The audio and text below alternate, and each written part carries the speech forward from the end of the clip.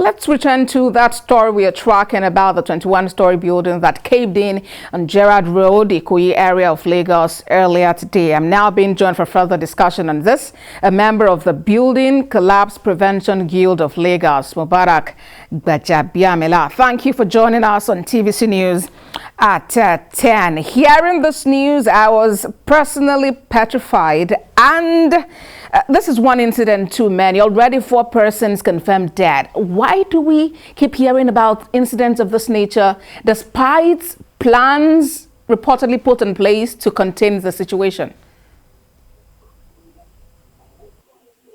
Yeah, good evening, Nigerians. Number one, I need to commiserate with everybody that lost loved ones, including property. May the good Lord comfort them and perfect all that concerns each and every one of us. Unfortunately, building collapse is an extreme end of a building failure. There are numerous instances that can actually result to a total collapse like what we have witnessed today on Gerrard Road with the collapse of the 21-story apartment under construction. Unfortunately, it also happened at a time where professionals in the built environment are clamoring for a vertical construction. We need to move away from the instances of constructing bungalows to high-rise. But however, our security are being put to test with this kind of issue that just happened on Gerrard Road this evening.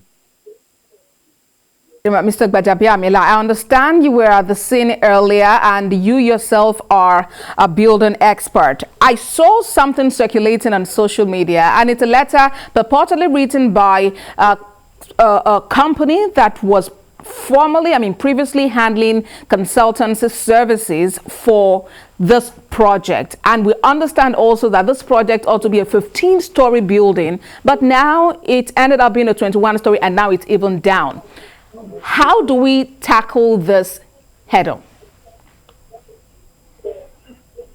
Well, it is natural for a consultant to part ways with the client when there are issues that have been longing to be resolved and were never resolved.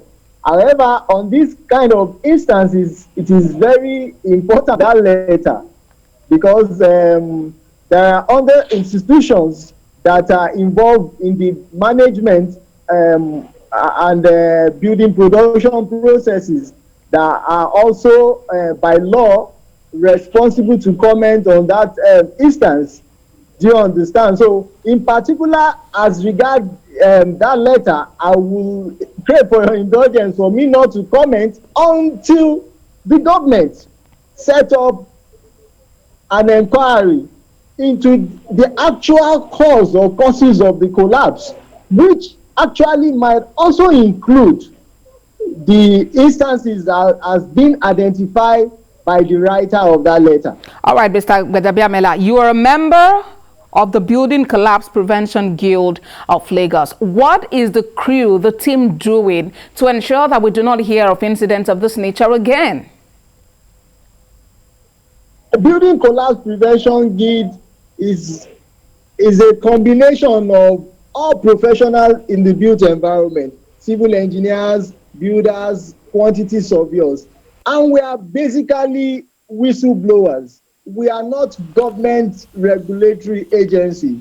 Our responsibility includes calling attention of the government agency to shoddy jobs, calling attention of the government agency to buildings under construction in instances that is going to put the life of people around that building at risk. Unfortunately, even from what we heard from the scene of the collapse, the government agency at one point or the other have been on ground to check that building.